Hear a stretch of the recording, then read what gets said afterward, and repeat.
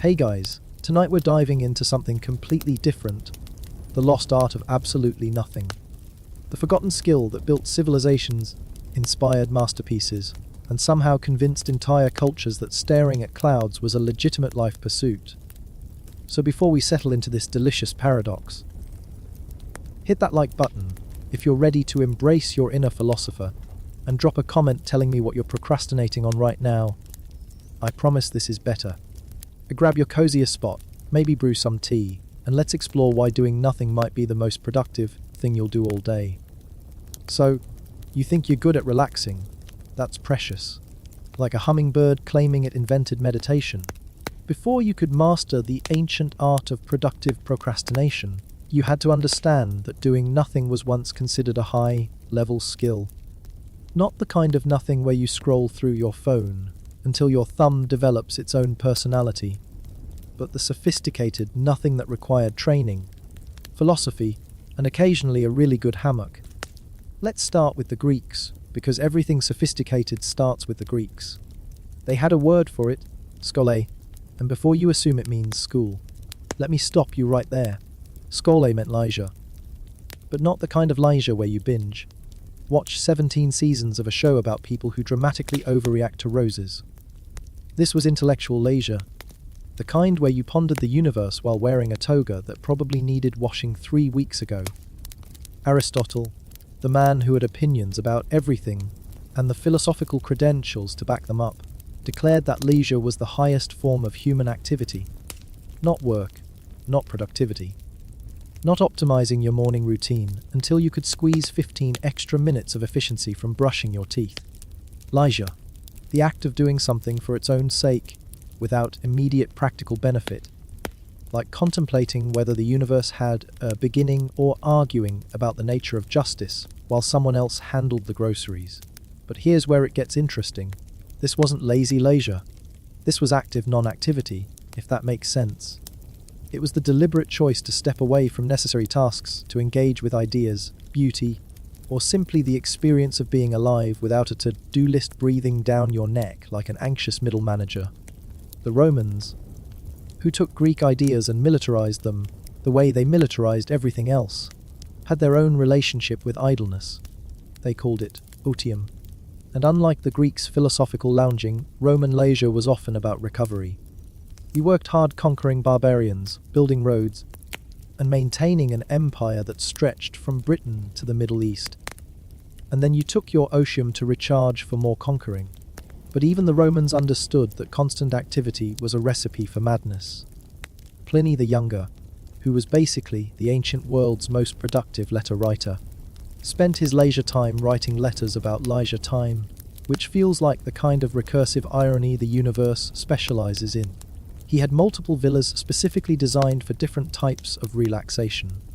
One for summer idleness, another for winter contemplation, each equipped with libraries, gardens, and rooms positioned to catch the best light for reading at different times of day. This man had turned doing nothing into an architectural project. Meanwhile, the Roman poet Horace was busy inventing the concept of work-life balance, about 2,000 years before corporate consultants would brand it and sell it back to us in PowerPoint presentations. His philosophy was simple: carpe diem, seize the day, but not in the frantic coffee-fueled way we interpret it now. Horace meant savor the moment, enjoy the wine, appreciate the company, and don't spend so much time planning for tomorrow that you forget to live today. But let's jump forward a bit, because the real masters of productive idleness were the medieval monastics. These people turned doing nothing into a spiritual discipline, so sophisticated it required written rules. The Benedictines, following the rule of Saint Benedict, structured their entire lives around a balance of prayer, work, and rest. But their rest wasn't collapse one on the couch of 12-hour day rest. It was intentional, sacred rest designed to create space for contemplation and connection with the divine. They had specific times for Lectio Divina, which translates to divine reading, but was really about slow, meditative engagement with text. Not the kind of reading where you race through to get to the plot twist, but the kind where you might spend an hour with a single paragraph, letting it settle into your consciousness like sediment in still water. They understood something we've forgotten, that depth requires time, and time requires the willingness to let things unfold at their own pace, rather than the pace demanded by productivity metrics. The medieval monastics also perfected the art of the nap, though they called it something more dignified. The siesta wasn't a Spanish invention. It was a recognition of human circadian rhythms that predates our modern war against natural sleep patterns. After the midday meal, during the hottest part of the day, work stopped. Not because they were lazy, but because they understood that fighting against natural rhythms was less efficient than working with them. Now, if you think medieval monks had it figured out, wait until you meet the Chinese literati of the Tang and Song dynasties. These scholars and poets turned idleness into high art, literally. They had a concept called Wu Wei, often translated as non-action, but it's more nuanced than that. Wu Wei was about effortless action, doing things in harmony with natural flow rather than forcing outcomes through sheer will and caffeine. A Chinese scholar might spend an entire afternoon watching clouds, and this wasn't considered time wasting. It was research. Cloud watching informed poetry, philosophy, an understanding of natural patterns. They painted landscapes not to capture scenic views for tourism brochures, but to cultivate the inner landscape of patience and observation. Their gardens were designed as spaces for wandering without destination, with paths that curved and twisted so you couldn't see where you were going, forcing you to slow down and notice details, the way light fell through bamboo, the sound of water over stones, the smell of jasmine in the evening air. The Japanese took this even further with their concept of mono no aware, the bittersweet awareness of the impermanence of things. This wasn't melancholy exactly, but a deep appreciation for transient beauty that required you to stop and pay attention. Cherry blossoms were perfect, not despite their brief blooming period, but because of it. The whole practice of hanami, flower viewing, was essentially organized communal idleness. People would sit under cherry trees, eat, drink, compose poetry, and do absolutely nothing productive except exist in the presence of beauty that would be gone in a few weeks. But let's not romanticize the past too much. For most of human history, the luxury of chosen idleness was available only to those wealthy enough to have other people handle the survival tasks. While philosophers contemplated the nature of leisure, someone else was growing their food, weaving their clothes, and emptying their chamber pots. The democratization of leisure is actually a relatively modern phenomenon, and we're still figuring out what to do with it. The Industrial Revolution changed everything about human relationships with time and rest.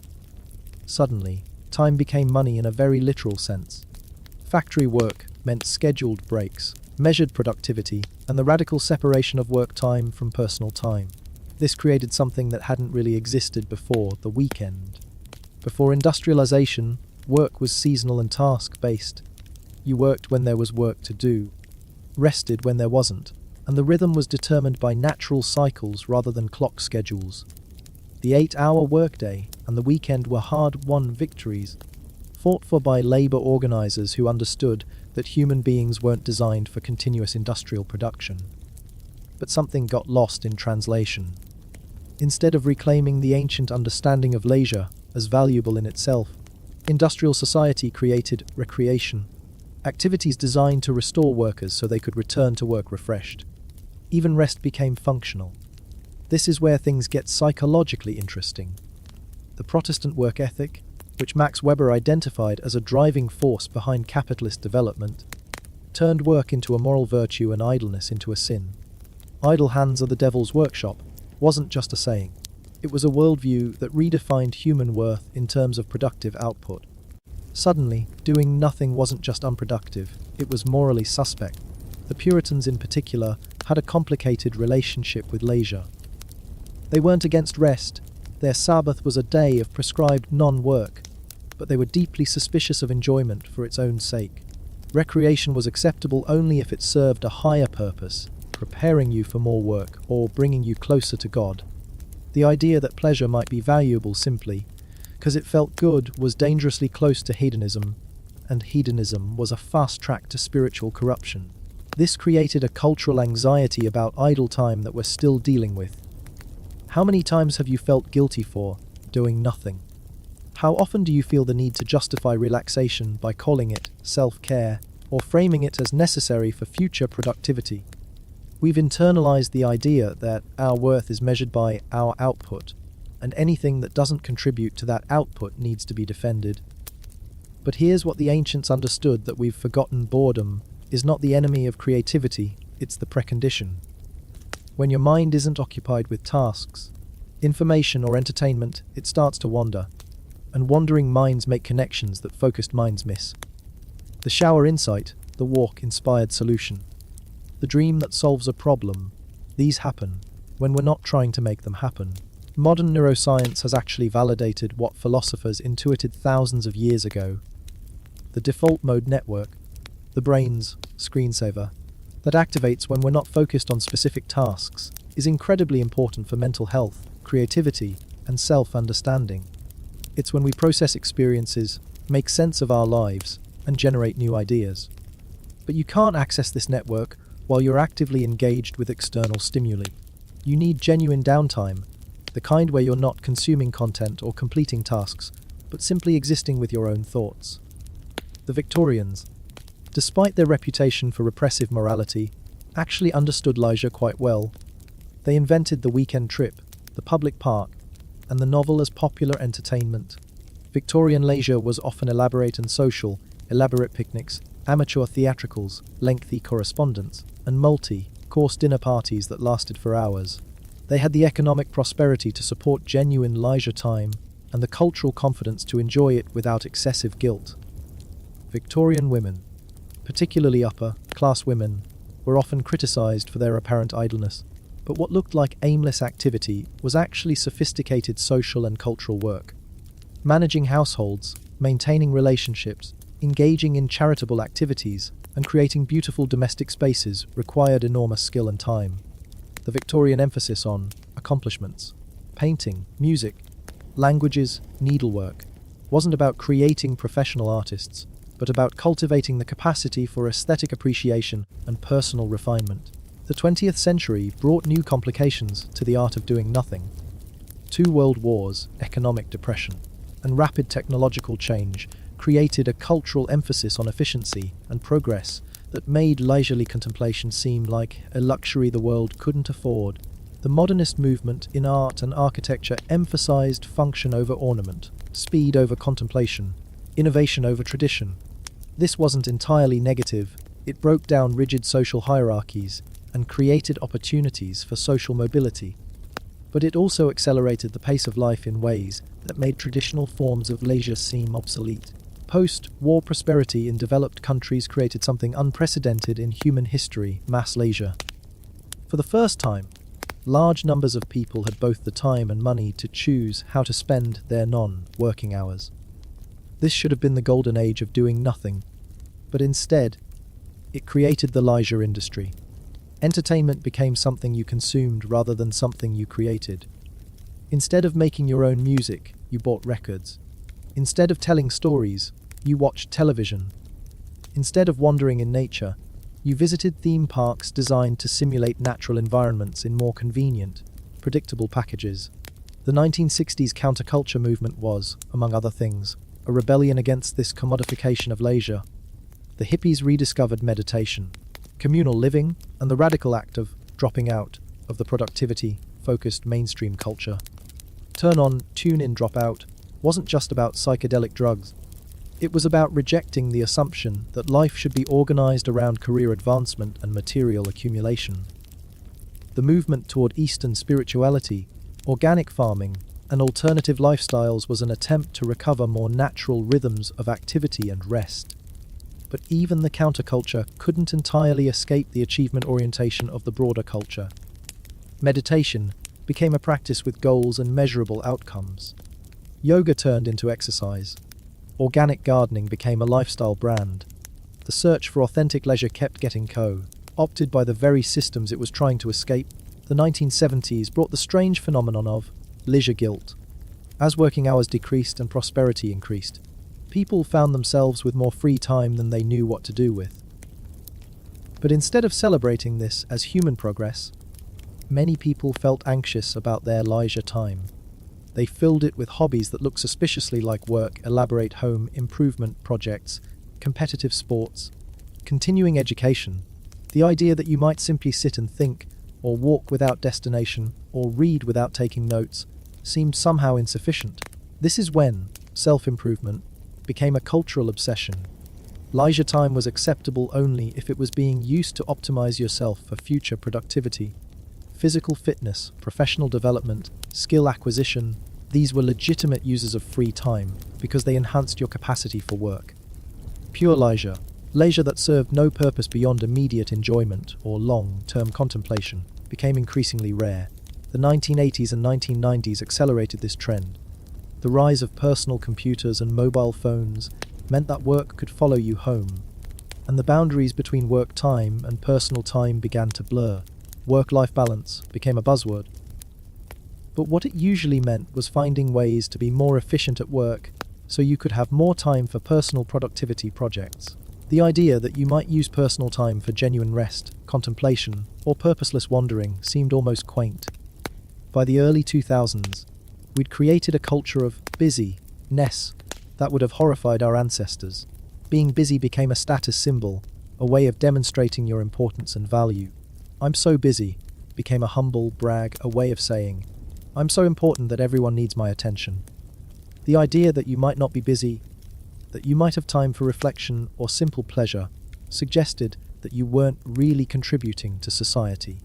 Social media intensified this trend by turning leisure activities into performance. Instead of reading for pleasure, people photographed their books for Instagram. Instead of enjoying meals, they documented them for Facebook. Instead of experiencing vacations, they curated them for public consumption. Even rest became work, the work of presenting yourself as someone who knew how to rest properly. The smartphone completed the destruction of genuine idle time. Those moments of transition, waiting for the bus, standing in line, sitting in a waiting room, that used to offer opportunities for mind, wandering and contemplation became opportunities for stimulation consumption. We filled every gap in our attention with information, entertainment, or social connection, eliminating the cognitive downtime that had been a natural part of human experience for millennia. But here's the thing about human nature: it finds a way. Even in our hyper-connected, productivity-obsessed culture, people keep rediscovering the value of doing nothing. The mindfulness movement is essentially ancient meditation practices repackaged for modern anxiety. The hygge trend is Danish idleness marketed as lifestyle aspiration. The cottagecore aesthetic is nostalgia for a time when life moved at the pace of natural rhythms rather than notification schedules. Forest bathing. The Japanese practice of shunrin, yoku, has become popular in stressed urban environments. It's literally just spending time in forests, walking slowly, breathing deeply, and paying attention to natural environments without any goal other than being present. The fact that we need to give it a special name and treat it as a therapeutic intervention says something about how far we've moved from natural rhythms of activity and rest. The COVID-19 pandemic created an accidental experiment in forced idleness. Suddenly, millions of people found themselves with time they couldn't fill with their usual activities. Some people went crazy with anxiety. Others discovered they'd forgotten how to be alone with their thoughts. But many people also rediscovered simple pleasure as cooking, gardening, reading, walking, having long conversations, watching sunsets, taking naps. The pandemic reminded us that much of what we thought was essential for happiness was actually optional, and much of what we'd neglected as unproductive was actually essential for well-being. The lockdowns also revealed how much of our business was performative rather than necessary.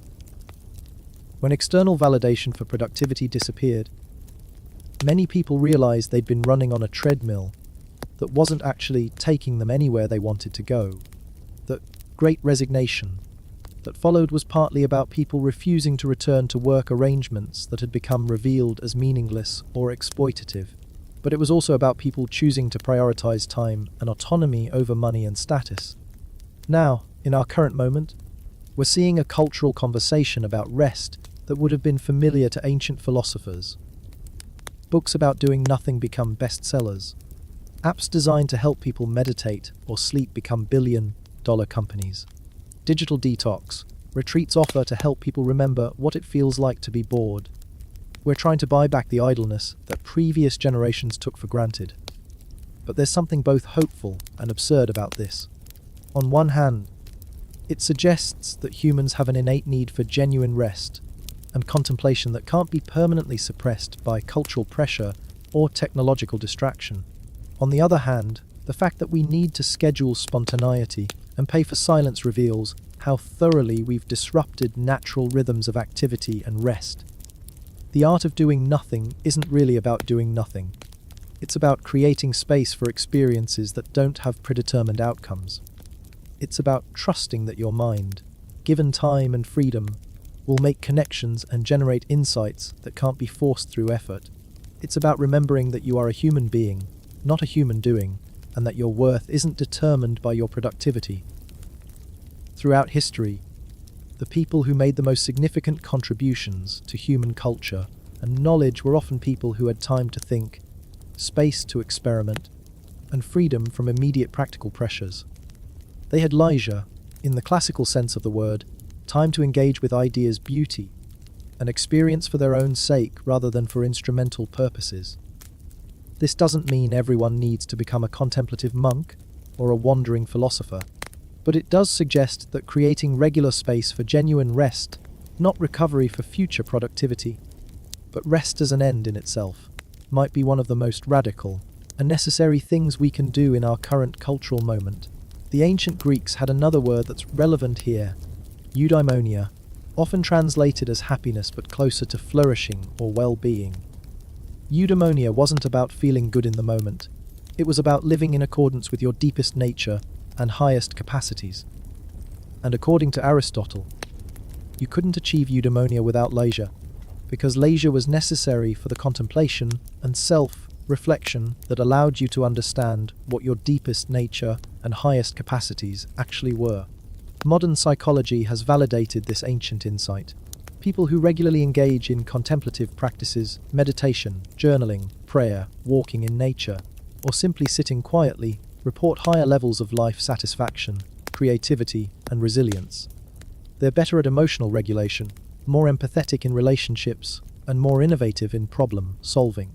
They also tend to make decisions that align better with their long-term values rather than short-term pressures. But here's the challenge. Genuine contemplation requires exactly what our culture makes most difficult: unstructured time, freedom from distraction, and comfort with uncertainty. You can't schedule insight. You can't optimize reflection. You can't hack wisdom. These things emerge from the patient cultivation of inner spaciousness. And spaciousness requires the willingness to let time pass without filling it with activity or stimulation. The Romans had a phrase, festina lent, which means, make haste slowly. It's the paradox of efficiency. Sometimes the fastest way to get somewhere is to slow down enough to choose the right direction. In our rush to optimize everything, we've forgotten that some processes can't be accelerated without being destroyed. Understanding, wisdom, creativity, peace, these things grow at their own pace, and trying to force them is like trying to make a flower bloom faster by pulling on its petals. Different cultures throughout history have developed different technologies for doing nothing productively. The Chinese tea ceremony isn't about drinking tea efficiently. It's about creating a ritual space where time moves differently, where attention is focused on simple, beautiful actions performed with care and precision. The ceremony creates what the Chinese call flow time, as opposed to clock time, time experienced subjectively rather than measured objectively. Similarly, the Islamic practice of Dhikr, or remembrance of God, involves repetitive prayer that can last for hours. To outside observers, it might look like people are sitting around chanting, doing nothing productive. But practitioners report entering states of consciousness that provide deep rest, spiritual insight, and emotional healing. The practice creates what modern psychology calls flow states, experiences of complete absorption that are both effortless and deeply satisfying. The Hindu concept of dharana, or concentrated meditation, is another technology for productive non-doing. Unlike Western ideas of concentration, which often involve effortful focus and mental strain, dharana is about relaxed attention, allowing the mind to settle naturally rather than forcing it to be still. Advanced practitioners describe states of awareness that are simultaneously deeply restful and intensely alert, combining the benefits of sleep with the clarity of wakefulness. Indigenous cultures around the world have maintained practices that Western psychology is only beginning to understand. The Aboriginal Australian concept of dream time isn't just mythology, it's a different way of experiencing time and consciousness that prioritizes cyclical, mythic understanding over linear, historical thinking. Vision quests in various Native American traditions involve deliberate periods of solitude, fasting, and non-doing that are understood to be essential for psychological and spiritual development. What all these practices have in common is the recognition that human consciousness has different modes, and that the goal-directed, problem-solving mode that dominates modern life is just one option among many. Other modes, contemplative, receptive, imaginative, intuitive, require different conditions to flourish. They need time, space, and freedom from external demands. They need what the Romans called otium, and the Greeks called skole, leisure that serves no purpose beyond the cultivation of human capacities for their own sake. The neuroscience of rest is revealing why these ancient practices are so psychologically powerful. When we're not actively focused on external tasks, the brain doesn't shut down, it shifts into a different mode of activity called the default mode network. This network, which includes the medial prefrontal cortex, posterior cingulate cortex, and angular gyrus, is responsible for self-referential thinking, moral reasoning, and what psychologists call prospective cognition, imagining future scenarios and planning long-term actions. The default mode network is also where we process autobiographical memories, construct our sense of personal identity, and engage in what's called meaning-making, the cognitive work of understanding how our experiences fit together into coherent narratives. This network is most active during rest periods, daydreaming, and light meditation. But it can't function properly if we're constantly stimulated by external information or focused on immediate tasks. People who report high levels of life satisfaction tend to have well-functioning default mode networks. They're good at self-reflection, comfortable with solitude, and skilled at seeing connections between different areas of their lives. They also tend to have what psychologists call integrated personalities. Their various roles, values, and experiences fit together into coherent wholes rather than feeling fragmented or conflicted. Conversely, people with depression, anxiety, and other mental health challenges often have disrupted default mode networks. Their minds either race compulsively, rumination, or shut down defensively, dissociation, rather than settling into the calm, reflective states that promote psychological integration and well-being. Many therapeutic interventions, from cognitive behavioral therapy to mindfulness meditation, work partly by helping people access healthier default mode functioning. This is why doing nothing is actually doing something incredibly important. When you sit quietly without external stimulation, you're giving your default mode network space to function properly. You're allowing your mind to process experiences, integrate memories, and make the connections that create coherent self-understanding. You're engaging in essential psychological maintenance that can't happen while you're focused on external tasks. But our culture has created conditions that make this kind of mental maintenance increasingly difficult. The average person checks their phone over 100 times per day, receives hundreds of notifications, and consumes more information in a single day than previous generations encountered in months. This constant stimulation keeps the focused networks of the brain chronically activated and prevents the default mode network from doing its essential work. The result is what psychologists call continuous partial attention, a state of chronic mental fragmentation where we're always somewhat focused on multiple streams of information but never fully absorbed in any single experience. This feels efficient in the short term, but is psychologically exhausting in the long term. People report feeling busy but unproductive, stimulated but unsatisfied, connected but lonely. The solution isn't to abandon technology or return to pre-modern ways of life, but it might involve deliberately creating islands of unstimulated time in our daily experience, periods when we're not consuming information, completing tasks, or solving problems, but simply allowing our minds to rest and wander. This might feel uncomfortable at first, because most of us have become habituated to constant stimulation, but it's essential for psychological health. The practice of doing nothing productively might start with very small experiments. 5 minutes of sitting without any external input, a walk without a podcast or phone call, a meal eaten in silence, paying attention to taste and texture rather than multitasking. These micro practices can gradually expand into longer periods of genuine leisure, time that serves no purpose beyond the cultivation of inner spaciousness and the simple pleasure of being alive. Ancient wisdom traditions understood something that modern life tends to obscure. Human beings are not just problem-solving machines or productivity units. We're meaning-making creatures who need time and space to understand our own experiences, to appreciate beauty, to contemplate mystery, and to simply exist without having to justify that existence through achievement or output. The art of doing nothing is really the art of being fully present to whatever is happening without needing to change it, fix it, or use it for some other purpose. It's the radical act of experiencing life directly rather than constantly mediating that experience through goals, plans, evaluations, or distractions. It's what the Zen tradition calls just sitting. Not sitting in order to achieve enlightenment or solve problems, but sitting for its own sake, as a complete activity that doesn't need to lead anywhere else. This might sound mystical or impractical, but it's actually deeply pragmatic. People who regularly engage in purposeless activities report higher creativity, better problem-solving abilities, improved emotional regulation, and more satisfying relationships. They're better at what psychologists call cognitive flexibility, the ability to shift between different ways of thinking as situations require. They're also better at delayed gratification and long-term planning, because they've cultivated the capacity to tolerate uncertainty and ambiguity. The economic implications are also interesting. Some of the most innovative companies have begun experimenting with providing employees genuine leisure time.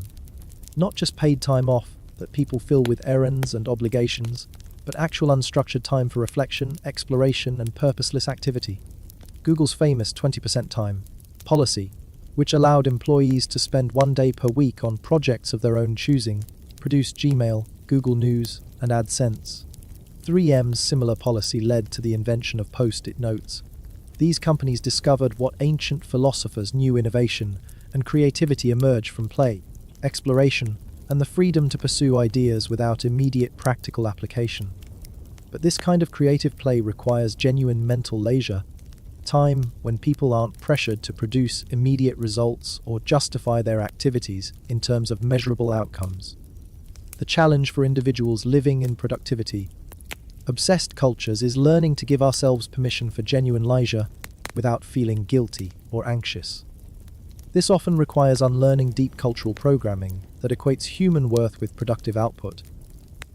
It means remembering that you deserve rest, contemplation, and pleasure, not because they make you more effective at work, but simply because you're a human being with inherent dignity and worth. Practically, this might involve setting boundaries around work time and personal time, creating phone-free zones in your daily routine, or scheduling regular periods for activities that serve no purpose beyond immediate enjoyment or long-term contemplation. It might mean rediscovering simple pleasures that don't require planning, equipment, or expertise: watching clouds, listening to rain, sitting in gardens, taking long baths, having meandering conversations with friends. The art of doing nothing also involves learning to tolerate boredom without immediately reaching for stimulation. Boredom isn't a problem to be solved. It's a natural signal that your mind is ready for a different kind of activity. Instead of filling boredom with distraction, you can learn to sit with it, to let your mind wander where it wants to go, to discover what emerges when you're not directing your attention towards specific goals or problems. This doesn't mean becoming passive or disengaged from active life. The most creative and productive people throughout history have understood the rhythm of engagement and rest, effort and ease, focused attention and open awareness. They work intensely when working, but they also rest deeply when resting. They don't try to optimize their leisure time or turn every activity into a productivity strategy. The ancient Chinese understood this as the balance of yin and yang, not opposing forces, but complementary aspects of a complete life. Yang activities are focused, goal-directed and externally oriented. Yin activities are receptive, process-oriented, and internally focused.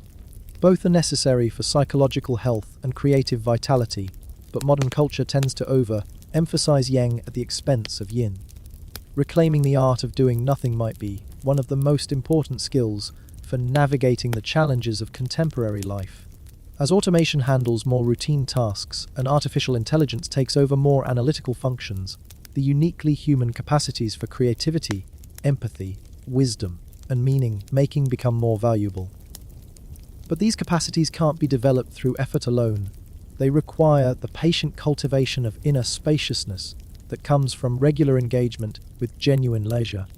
The future might belong to people who can think slowly as well as quickly, who can tolerate uncertainty as well as solve problems, who can appreciate beauty as well as create utility, who can rest as well as work. These skills can't be learned from books or courses. They develop through the sustained practice of giving yourself permission to exist without having to justify that existence through constant activity. So perhaps the most radical thing you can do in a culture obsessed with productivity is to occasionally do nothing at all.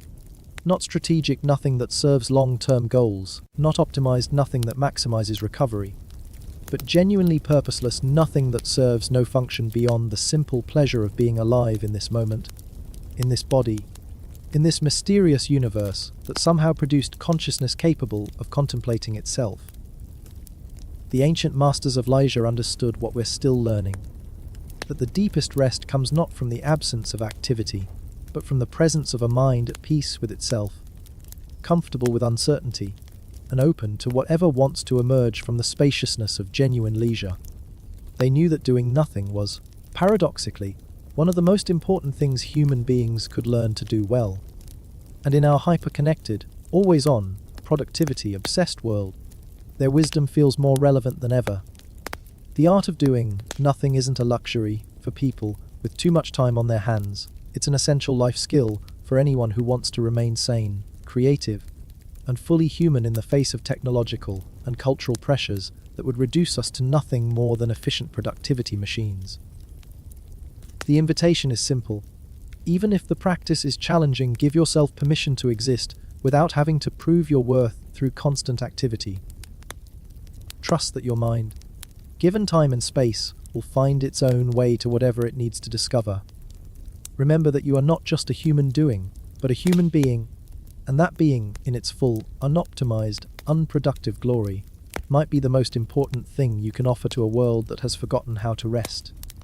In the end, the forgotten art of doing nothing is really the remembered art of being fully alive, and that memory might be exactly what our busy, distracted, productivity-obsessed world most desperately needs to recover. Consider, for a moment, the revolutionary act of the afternoon nap. Not the guilt-ridden power nap, carefully timed to optimize afternoon productivity, but the luxurious, shameless siesta that acknowledges your body's natural rhythms without apologizing to your calendar. The Spanish understood this. They built an entire culture around the recognition that humans aren't machines that can run at constant speeds. The siesta wasn't laziness, it was civilization. During the hottest part of the day, when the sun turned streets into furnaces and thinking became as difficult as breathing underwater, the entire society agreed to stop. Shops closed. Business halted. People retreated to cool, dark places and surrendered to sleep. This wasn't seen as economic inefficiency, it was seen as basic human sanity.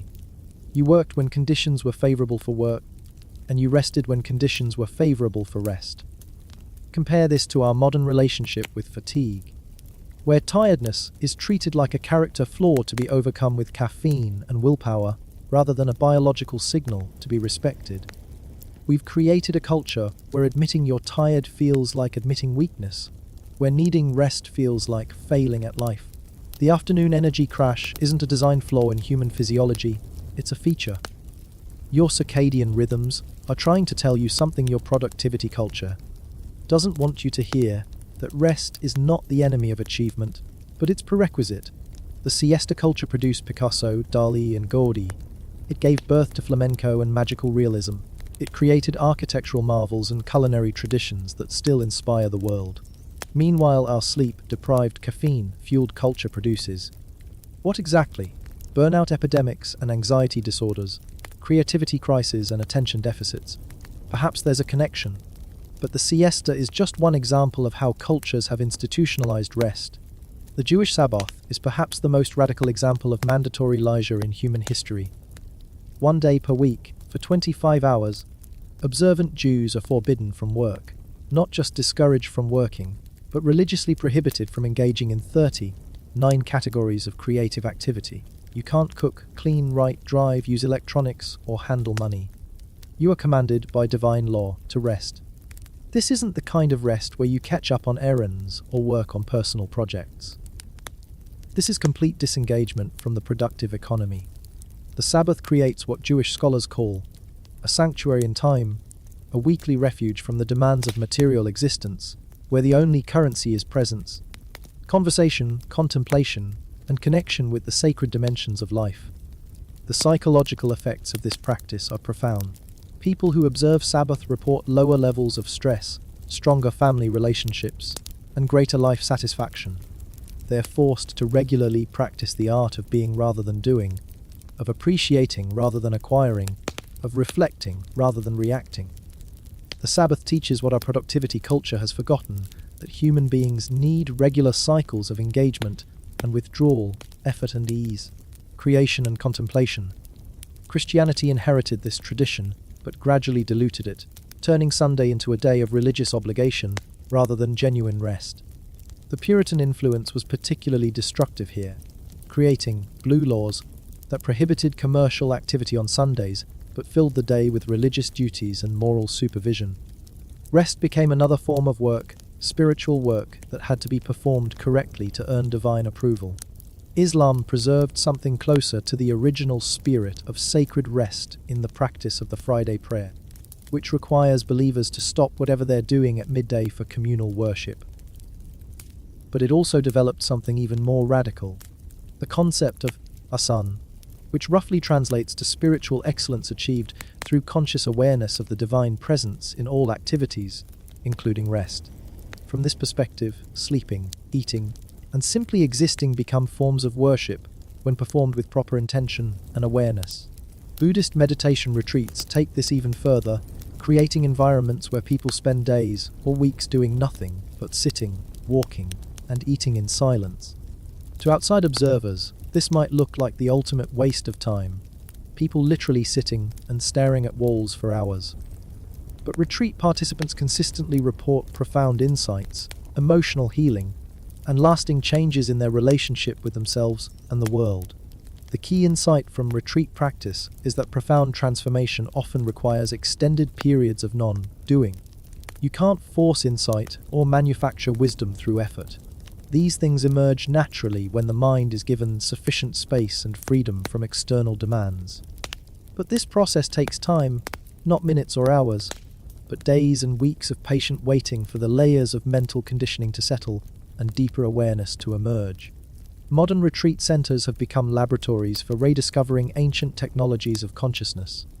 Vipassana meditation, which involves sitting still and observing mental and physical sensations without trying to change them, teaches practitioners that happiness doesn't come from getting what you want, but from wanting what you already have. This isn't passive resignation, it's active appreciation for the richness of present, moment experience. Zen meditation takes this even further with the practice of shikantaza, just sitting. Not sitting to achieve anything, not sitting to become enlightened, not sitting to solve problems or gain insights, but sitting for its own sake as a complete and perfect activity that doesn't need to lead anywhere else. This is perhaps the purest expression of the art of doing nothing, activity that serves no purpose beyond itself, but somehow contains everything necessary for human fulfillment. The scientific study of meditation has revealed that these ancient practices produce measurable changes in brain structure and function. Long-term meditators show increased grey matter in areas associated with emotional regulation, attention, and self-awareness. They have stronger connections between the prefrontal cortex and limbic system, which translates to better emotional balance and less reactivity to stress. Their default mode networks show less rumination and greater integration, leading to increased psychological well-being. But you don't need to become a monk or retreat to a monastery to benefit from these insights. The principles can be applied in small ways throughout daily life. The practice of eating a meal in silence, paying full attention to taste, texture, and the simple miracle of nourishment. The practice of walking without destination, letting your feet and curiosity choose the path rather than efficiency or exercise goals. The practice of sitting in a garden or park and simply observing the complex interplay of natural systems without needing to understand or control anything. These micro practices of purposeless attention create what psychologists call psychological flow, states of consciousness where self-consciousness disappears and you become completely absorbed in present moment experience. Flow states are intrinsically rewarding and contribute to what researchers call eudaimonic well-being, the deep satisfaction that comes from living in accordance with your highest capacities rather than just pursuing pleasure or avoiding pain. The paradox is that flow states can't be achieved through effort or intention. They arise spontaneously when conditions are right, when you're engaged in activities that match your skill level, when you have clear but not overwhelming challenges, when you're free from self-consciousness and external pressure. In other words, flow happens when you stop trying to make it happen and simply allow yourself to be fully present with whatever you're doing. This is why the art of doing nothing is so important for creativity and innovation. Breakthrough insights rarely come during focused work sessions.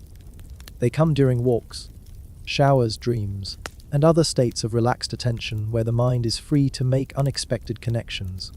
The history of scientific discovery is full of eureka moments that happened when researchers weren't actively trying to solve problems, but were engaged in leisure activities that allowed unconscious processing to surface. Darwin developed his theory of evolution during long walks on country paths. Einstein's insights about relativity came during sailing trips where he would sit for hours watching clouds and water. Tesla's inventions often came to him in dreams or during meditative walks through city parks. These weren't accidents. These thinkers understood intuitively that creative breakthroughs require a different state of consciousness than analytical problem solving. Modern research on creativity confirms this ancient wisdom. Studies show that people are most likely to have insights when they're in relaxed, positive moods and engaged in activities that don't require focused attention. The key is what researchers call defocused attention, a state where your mind is alert but not concentrated on any particular object, allowing unconscious processes to make novel connections between previously unrelated ideas. This is why boredom is so important for mental health and creativity. When you're bored, your mind starts searching for stimulation, and this search process often leads to unexpected discoveries. Children who are allowed to be bored become more creative and better at self-directed activity. Adults who regularly experience boredom report higher levels of life satisfaction and are more likely to engage in meaningful activities that align with their deeper values. But our culture has essentially eliminated boredom through constant access to stimulation. Smartphones provide instant entertainment, information, and social connection whenever we feel the slightest discomfort with unstimulated awareness. We've become addicted to mental stimulation in the same way previous generations became addicted to physical substances, compulsively seeking external sources of satisfaction rather than learning to find contentment in simple presence. The result is what psychologists call anhedonia, the inability to find pleasure in previously enjoyable activities. When you're constantly stimulated by artificial sources of excitement, natural pleasures start to feel boring by comparison. Food tastes bland, conversations feel slow, nature seems quiet and uneventful. You need increasingly intense stimulation to feel engaged, creating a cycle of escalating consumption that never leads to lasting satisfaction.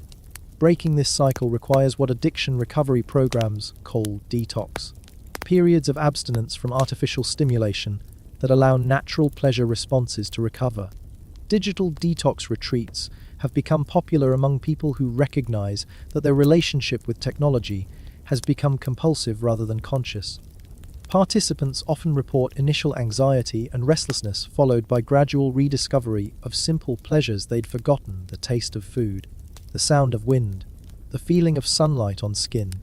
But you don't need to go to a retreat center to experiment with stimulation fasting.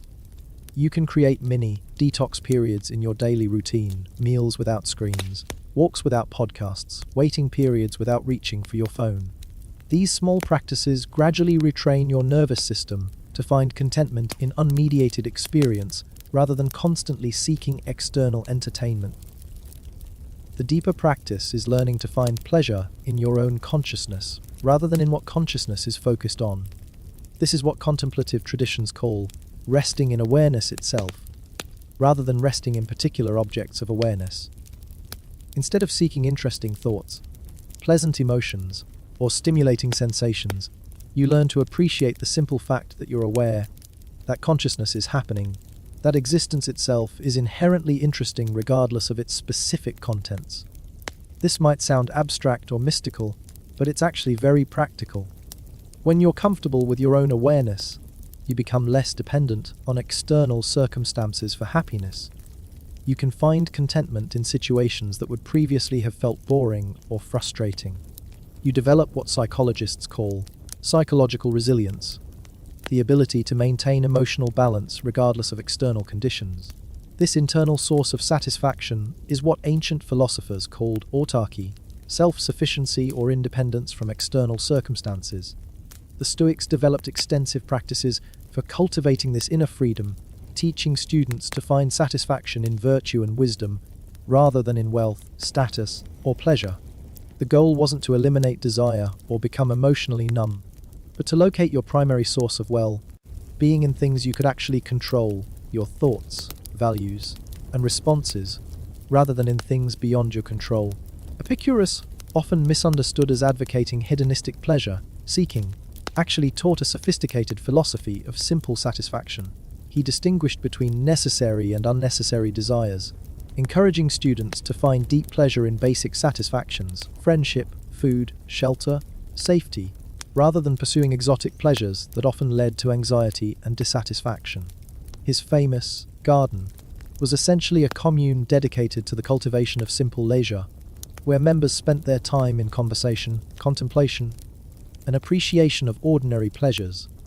These ancient approaches to satisfaction seem particularly relevant in our current moment of climate crisis, economic inequality, and resource depletion. The consumer culture that emerged from industrial prosperity is revealing its unsustainability on multiple levels: environmental, psychological, and social. The endless pursuit of more stuff, more experiences, more stimulation is creating more problems than it solves. The alternative isn't poverty or asceticism, but what some economists call voluntary simplicity, consciously choosing to find satisfaction in less rather than unconsciously consuming more. This often involves rediscovering activities that provide intrinsic satisfaction rather than external validation: gardening, cooking, crafts, music, conversation, reading, walking, contemplation. These activities don't require significant resources or generate environmental waste, but they can provide profound satisfaction when approached with full attention and appreciation.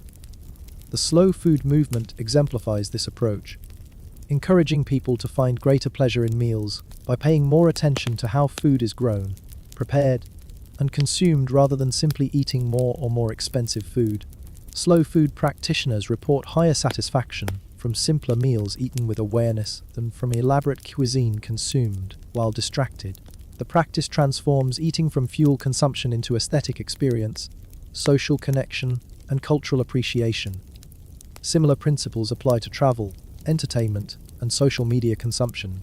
Instead of constantly seeking new destinations, shows, or online content, you can find greater satisfaction by engaging more deeply with fewer experiences. This is what aesthetic philosophers call intensive rather than extensive, pleasure depth rather than breadth, quality rather than quantity. The Japanese have perfected this approach in practices like tea ceremony, flower arrangement, and garden design, where tremendous attention is paid to subtle details that might seem insignificant to casual observation. A tea ceremony can last for hours and involve elaborate preparation for the simple act of sharing tea. but participants report profound satisfaction from this intensified attention to ordinary activities. The underlying principle is that satisfaction comes not from the inherent qualities of experiences, but from the quality of attention you bring to those experiences. This means you can find extraordinary pleasure in very ordinary circumstances if you're fully present with them. Conversely, even extraordinary experiences can feel disappointing if you're distracted, anxious, or constantly comparing them to expectations or alternatives. This is why mindfulness practices focus on present, moment awareness rather than trying to change external circumstances.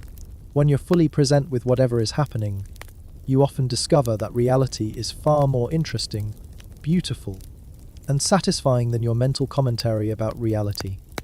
The problem isn't usually what's happening, but your relationship to what's happening. The stories you tell yourself about whether it's good enough, whether it should be different, whether you should be somewhere else doing something else. The practice of just sitting that we discussed earlier is essentially training in unconditional presence, learning to be completely here with whatever is arising without needing to change it, escape from it, or use it for some other purpose. This doesn't mean becoming passive or accepting injustice, but it does mean developing the capacity to respond from clarity rather than reactivity, from wisdom rather than compulsion.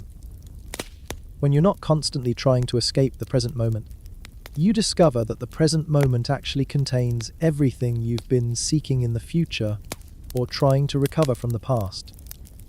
Peace isn't something you achieve by changing your circumstances. It's something you discover by fully accepting your circumstances. Happiness isn't something you pursue. It's something you uncover by removing the obstacles to recognizing it. This recognition is what the mystics of all traditions point toward when they speak of enlightenment, awakening, or union with the divine. It's not a special state you achieve through special practices, but the natural condition of awareness when it's not distracted by mental commentary or driven by unconscious compulsions. It's what's already present when you stop looking elsewhere for satisfaction. From this perspective, the art of doing nothing is really the art of recognizing what's already perfectly complete about this moment, this breath, this simple fact of being alive and aware. It's the end of the search for something better somewhere else, and the beginning of appreciation for the extraordinary ordinariness of immediate experience. And perhaps that's the deepest teaching of all the wisdom traditions that have explored the mystery of human consciousness, that what you're looking for is not hidden in some distant future or exotic location, but is present right here, right now, in the simple miracle of awareness itself. The only thing required is the willingness to stop running away from this moment long enough to discover what it actually contains when met with complete presence and unconditional acceptance. In our age of constant stimulation and perpetual business, this ancient wisdom offers a path back to sanity, sustainability, and authentic satisfaction. The forgotten art of doing nothing may be humanity's most important rediscovery,